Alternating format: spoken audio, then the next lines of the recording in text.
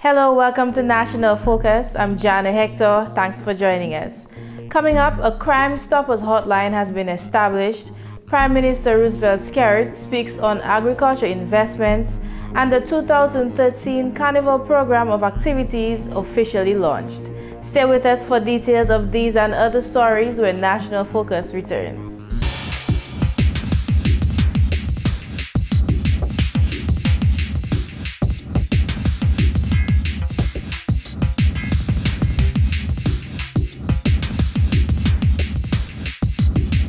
You're watching GIS. Welcome back. National Security Minister Honorable Charles Savre is of the firm view that members of the public need to come forward to assist the police in reducing the number of illegal firearms circulating in the country. The minister made the call during a recent interview with GIS News. I am of the firm view that there is no criminal activity which takes place in Dominica or in any other country where there isn't somebody other than the perpetrator who is aware of what has happened, is happening, or is about to happen. So that there are persons other than those who hold illegal firearms who are aware that certain persons have illegal firearms. The minister says a special Crime Stoppers hotline was recently established to assist in that effort. We have introduced a police hint line where people can anonymously call and give information. And recently we have operated a Crime Stoppers, a line which, while the police hint line is operated from police headquarters, the Crime Stoppers line is operated out of state in Canada, so that you can pick up the phone, call Crime Stoppers, give information, and that information is communicated to the police. The person receiving the information is not Dominican. He or she will not recognize your voice and say, well, that must be this person or that person. So there is the concern that people have, whether real or perceived, you know what they say about perception, that information given to the police is not treated with the strictest confidence. That should be removed, because you can now give information without any risk of you being identified. The National Security Minister is hoping that members of the public will take advantage of these facilities to assist in keeping Dominica safe.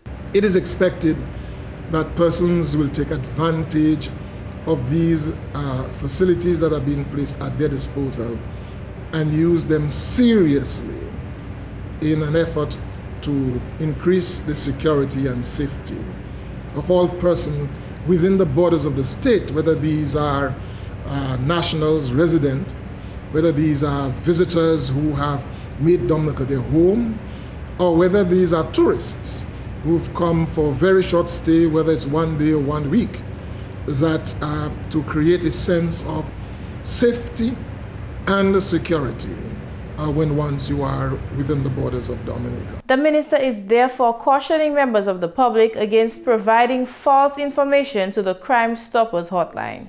People will seek to play games, give what is referred to as hoaxes and so on. But we are hoping that the vast majority of the people of Dominica recognize that this is a serious matter. The security of the state is their own personal security. The Minister of National Security says the Crime Stoppers hotline will greatly assist the police in ongoing investigations and bring to light other acts of criminal activity on the island. In other news, corporate company CIBC First Caribbean International Bank made an effort to contribute to nation building through education on Monday when it donated 6 computers to the Dominica State College. The donation to the DSC's Faculty of Education in Bath Estate was handed over by Ronald Lawrence, Business Support Officer at CIBC First Caribbean. In this world of technology, growing technology, and with the use of increased technology. First Caribbean is happy to make this donation of some computers to the State College, and we hope that the children will make good use of it, as we know that now this world is a global village and everybody keeps in contact through technology, most likely for computers and laptops. So we are pleased to present these computers to Mr. Matthew on behalf of the Dominica State College this morning. Dean of the Faculty of Education, Merrill Matthew, accepted the gift on behalf of the Dominica State College. He identified the ways by which the institution will utilize the computers. First Caribbean listened to us, and they agreed that we need to improve the quality of our instruction at Dominica State College, and particularly the Faculty of Education. And I am very glad that they delivered. One of the people standing here is Mr. Moore, and I've already told him I hope we can get more. So I want to thank First Caribbean. Take the message back to your manager and staff that we are very pleased, we are very thankful that you could provide us with the 6 computers. We're only showing 3 here because we have already started using the 3 others. And that is going to help us in delivery from 2 perspectives. One, our teachers, our lecturers, they will have access to the internet to get new and current information and current practice, current strategies for teaching. The students themselves will be able to access new and improved information on various theories and practices. So this is going to help us quite a lot. Mr. Moore will ensure that we get more, and so you'll be helping to take Dominica to the next level, where the quality of the teachers whom we produce at Dominica State College continually grows. Culture Minister Honorable Justina Charles says the responsibility lies with every individual to ensure that Dominica's Carnival remains among the safest in the Caribbean. The minister made a strong plea for a violence-free Carnival 2013 when she addressed the official media launch of Carnival celebrations on Monday. As we seek, therefore, to promote and market our carnival, there can be no place for violence, antisocial behavior, and criminal behavior. As a people, we have to be vigilant and send a strong message to those who engage in criminal and antisocial behavior. As we launch the Real Mass 2013, I urge everyone to get involved and to play a part in making this year's carnival another successful and enjoyable one. The minister, in highlighting the cultural benefits of Dominica's Carnival, encouraged citizens to work to promote Dominica's unique carnival at an international level.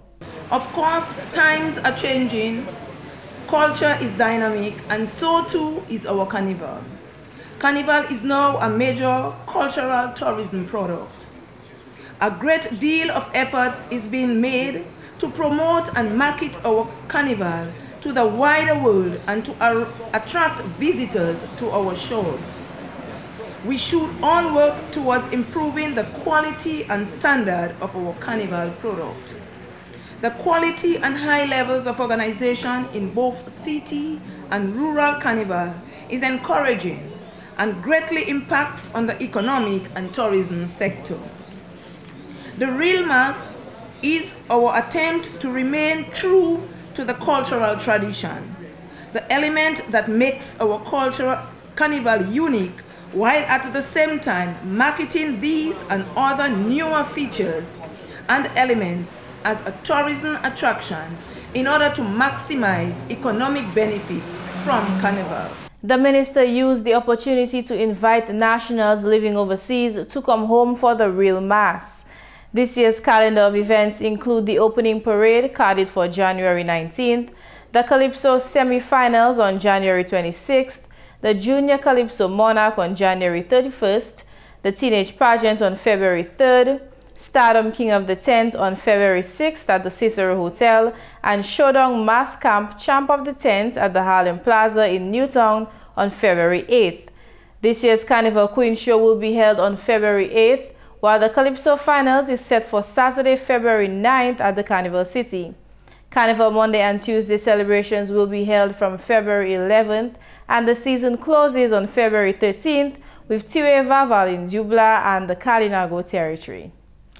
Meanwhile, Dominica's Tourism Minister, Honorable Ian Douglas, believes that while Dominica's Carnival has evolved over the years, citizens must continuously strive through innovative approaches to make Mass Dominica an even greater activity. The minister made the petition when he addressed the official media launch of Carnival celebrations on Monday. He is suggesting a greater involvement of the youth in the development of Dominica's Carnival. Carnival has to continue. It's part of our history, it's part of our heritage, it's part of our culture. It has to continue. And so to my mind, I believe we must go back to the schools and really start involving our young, the infants and the toddlers into Carnival and letting them express their creativity. And in the youth, in our youthful organizations, in our sports clubs and our scout troops and different youth groups around Dominica, we must get persons involved in Carnival so that we can groom and we can develop the talent of our young people so that they can continue to make their contribution, not only to Dominica's Carnival, but to our socio-economic development generally. Honorable Ian Douglas, Tourism Minister, wants to see Dominica's traditional mass marketed in a more aggressive way. I continue this evening to make a passionate plea for the strengthening and the marketing of our traditional mass by building and displaying and incorporating more of our sensei. I think we're losing that touch of the traditional mass. I do not see as many sensei costumes out there anymore. And I want to stop here also and congratulate Granby and the group from Granby and what they continue to do. I want to congratulate them. And also the Babwa. The Babwa has been around for a while. I think they're from Newtown. And all of those different groups who continue to contribute to our carnival.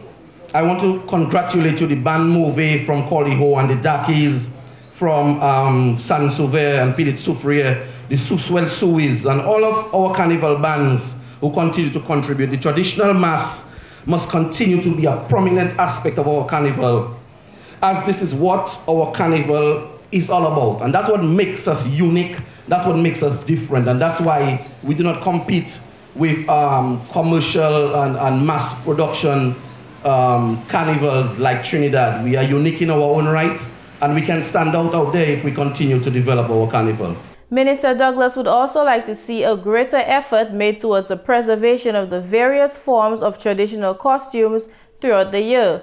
He's suggesting that a special activity be held later in the year to showcase the costumes to visitors. My vision is that these traditional costumes, it's no secret that I myself am very passionate about the sensei, and I try to make my own contribution by participating in Carnival every year in costume. We can find a way to preserve those costumes so that those costumes and those traditional forms of Carnival can be displayed and can be marketed throughout the year. Because after all, on Ash Wednesday, it's like Carnival is shut down till the next year. And we should find a way to have Carnival as a tourism product throughout the year. Display our sensei and the various forms of Carnival, even in the tourism season. Probably have a show at the Old Mill or anywhere else so that persons visiting Dominica can get to experience Carnival out of the Carnival season. The minister is especially interested in preserving and showcasing the Carnival Queen costumes. We need to find a way also to preserve those costumes, because so much money goes into those costumes and so much time and effort and energy and creativity that we need to find a way or somewhere, some place or some venue that we can preserve the costumes and we can recreate the Carnival experience as a tourism product. So I'm putting that out there so that we can give it some more thought. I call for the productive use of our Carnival Queen costumes throughout the year, and for these costumes to be displayed at various points of interest, at our ministries, at our points of entry, the airport, the seaport, other interesting places, the cabarets, the gardens, whatever and wherever we can display those costumes. Honorable Ian Douglas used the opportunity to congratulate all those who have assisted in preserving Dominica's Carnival over the years. In more news, Prime Minister Honorable Roosevelt Skerrit, in his recent end-of-year interview, explored his government's augmentation of the agriculture sector in Dominica. The Prime Minister responded to claims that the country's leadership is not paying any attention to the development of agriculture. He listed a few of the myriad of ways in which governments are in fact cushioning farmers from the brunt of the economic crisis. A lot of monies have been invested in agriculture. When you look at the citrus program, for example, the citrus certification program, I mean, we're spending millions of dollars into that program, highly subsidizing the price of the planting material to the farmers. We have spent millions of dollars in subsidizing the price of fertilizer. When we subsidize the price of fertilizer to the farmers at as high as 40%, that's money that we saving him. We give, essentially, you're basically giving it to him. So instead of paying $100 for the bag of fertilizer, he's paying $60. So let's say he's buying 10 bags of fertilizer at $100, right? That's $1,000. Instead of paying $1,000, he's paying $600. So the $400 that he would otherwise pay for it stays in his pocket. Honorable Skerritt noted further that affordable loan options are also being made available to farmers courtesy of the government of Dominica. Giving farmers free planting material, free technical advice, free inputs. We have put in money at the aid bank for banner farmers at 0% interest. We're 50-50. So you borrow $50,000, $25,000 of that is free money. You understand? Free money. I am not aware of any government that has done that for farmers. Can you imagine if you build a hotel and you want $1 million and you get half a million free? Or you build a house, a private home, and it is $100,000 and you get $50,000 free? You know what that would mean to you as a homeowner or a business person? How many small businesses out there would like to get that 50-50 arrangement? 0% interest and 50% of what you loan is free money. That's what we've been doing for banana farmers.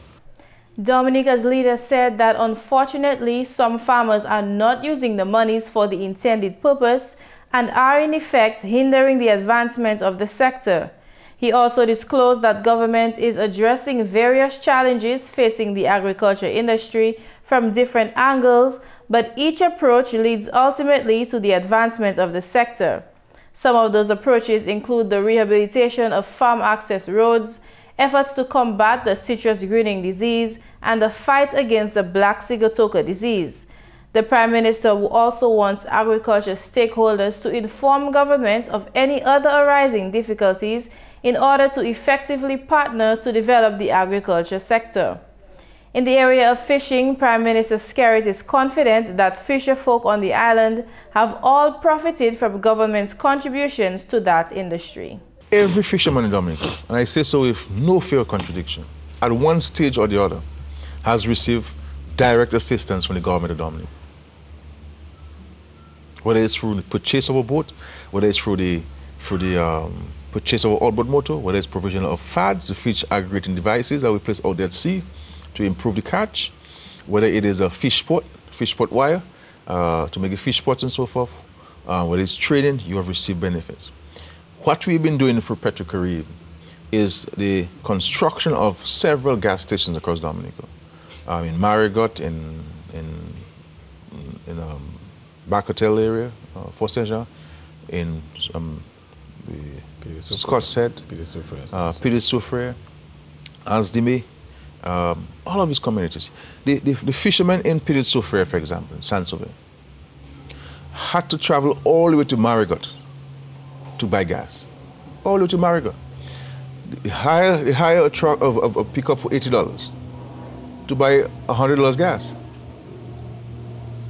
Now the man gets the gas right in his doorstep at a reduced price, and the fisheries cooperative there will get us a portion of the profits to invest in the fishermen. Those measures, Honorable Skerritt said, are long awaited, and although they are targeted at the fishing community, other areas of the economy are also benefiting. These are things the fishermen have been talking about long before we came into office, long before I came into office.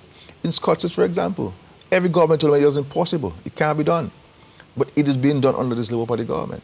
And not only fishermen, I understand, are benefiting, but bus drivers now are benefiting because they sell to bus drivers, you understand, and others. So they're benefiting from that special arrangement. on the petrichary. So when you look at it, it is also a contribution making to the fishermen. So the fishermen from Sansove who have to travel all to Marigot to get gas, the monies for the hire, he can keep it and help pay his light bill. You understand? So that's an investment in him. That's money he would have spent otherwise. The Prime Minister issued a call to the public to give credit where it is due by appreciating that government continues to invest millions in the development of the agriculture sector. When it comes to in terms of what the government is doing, I agree a lot more can be done. A lot more can be done for many things. But let us talk about some of the things that are being done, the benefits to the country, the benefits to the farmers. And I think let us start from there and say that these are the things that you're doing, yes, but we would like you to do X, Y, and Z also. But people say, oh, the government does nothing for farmers, nothing at all, nothing agriculture. Give me a break. I mean, let's be honest. You understand? Let's be honest about it. But the number of things have been done in agriculture. When you look at all of this and you quantify it, you're talking about in the millions. Mm-hmm. But people don't speak about those things. And sadly, sometimes the beneficiaries do not speak about this in the manner in which they should be speaking about it. Meanwhile, Dominica's Prime Minister, Honorable Roosevelt Skerrit, feels strongly that farm laborers are not nearly as industrious as is necessary to constitute diligent workers.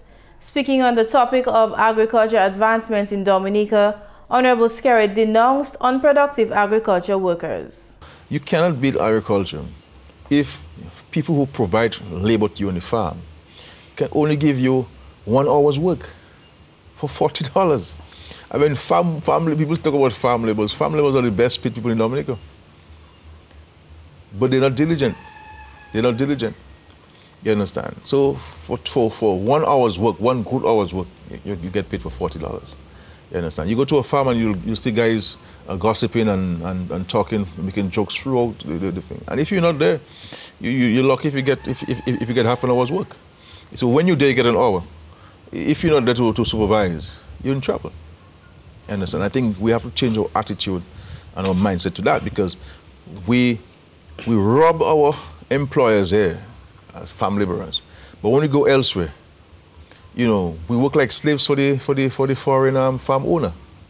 I have no problem with that. But when you're here, be diligent too. Not when you're in Canada or in the United States, you have to be diligent.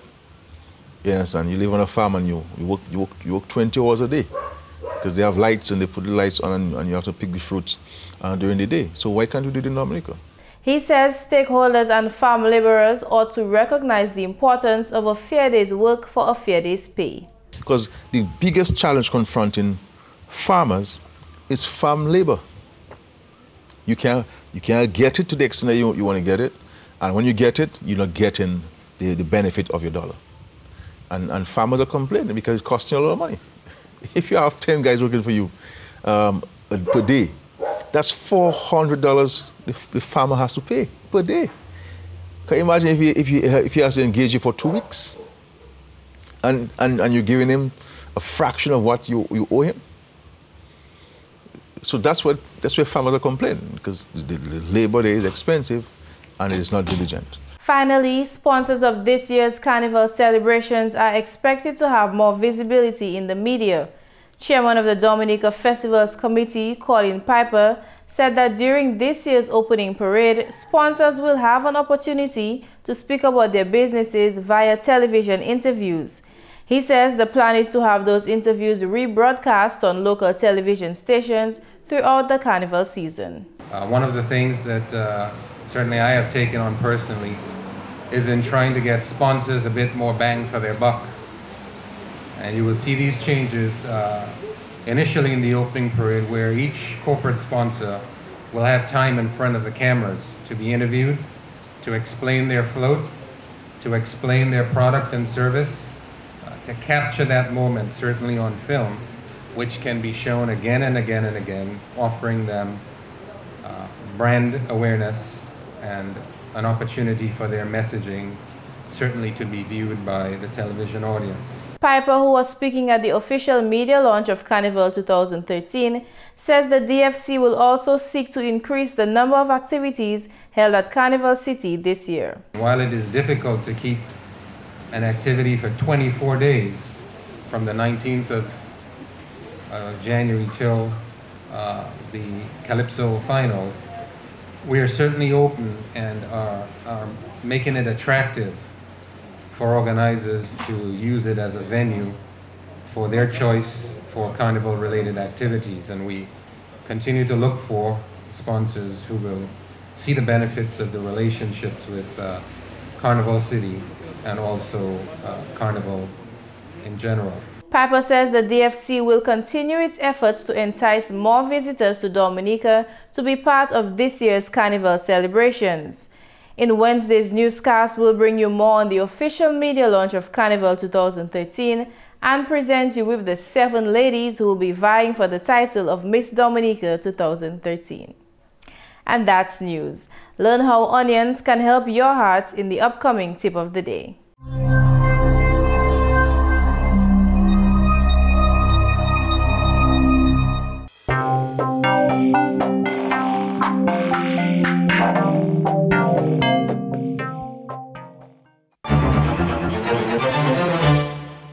The more the better doesn't always apply, but it's certainly true for onions. There's no doubt that dedicated onion eaters have better signs of cardiovascular health. A large survey found that onions and garlic lovers have had much better blood profiles, that is cholesterol, triglycerides and HDLs, than those who ate fewer onions or shunned them altogether. Even those who ate some onions possessed more anti-heart disease factors in their blood than abstainers. A mere cup of onion a week kept the blood in better shape to fend off cardiovascular disease, since onions aid in the thinning of the blood, which in turn prevents the red blood cells from forming clumps. These blocks could lead to heart disorders or cardiovascular diseases. And that's all for this edition of National Focus. We welcome your suggestions and comments. Please feel free to drop us an email at gis@dominica.gov.dm or visit our website at news.gov.dm. Friend us on Facebook and be sure to like our GIS Dominica fan page. You can also catch up on past National Focus newscasts on our GIS Dominica YouTube page. On behalf of the entire news production team, I'm Jarna Hector. Thanks for watching.